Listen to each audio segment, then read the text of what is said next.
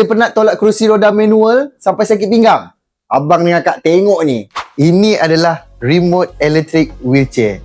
So tak payah nak susah-susah lagi nak tolak sendiri manual. Sekarang ni dah canggih abang dan juga Kak dia. Pakai remote je, kerusi roda ni akan datang dengan sendiri untuk abang dan juga Kak. Magic.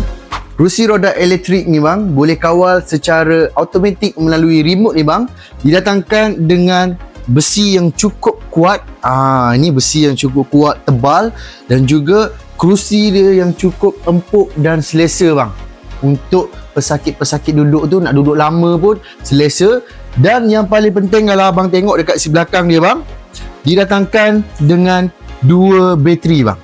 2 bateri, bukan 1, 2 bateri, supaya dia tahan lama dan juga boleh bawa untuk jauh.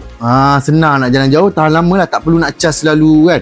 Maknanya benda ni boleh guna lama. Dan juga untuk pengetahuan abang juga, untuk wheelchair elektrik ni juga, kalau tak nak guna remote, kita nak tolak pun boleh juga. Cara dia dekat sini je.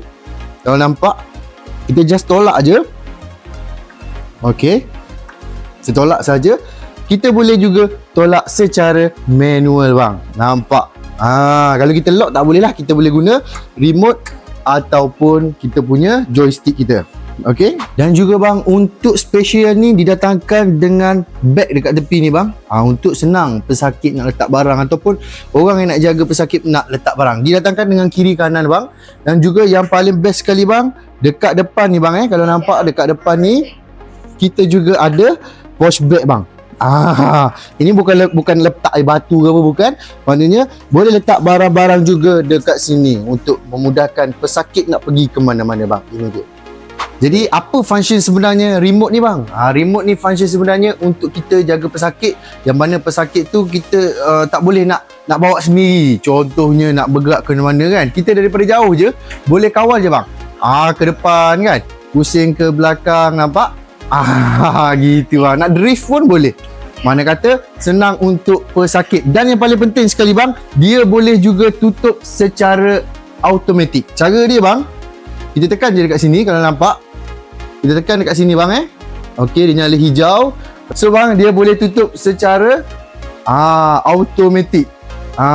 Pakai remote saja bang. Senang je nak pakai dia, nak tutup, nak masuk kereta senang. Okey, nak bawa pergi mana-mana pun senang je. Pakai secara auto, guna je remote ni. Kelebihan lagi satu bang, selain dia kita boleh tutup secara automatik bang menggunakan remote ni bang, kita juga boleh buka balik kerusi roda ni lepas daripada keluarkan daripada kereta. Nak buka balik pun boleh guna secara automatik. Tekan je dekat remote ni bang secara automatik saja bang. Secara automatik. Hanya menggunakan remote ni saja.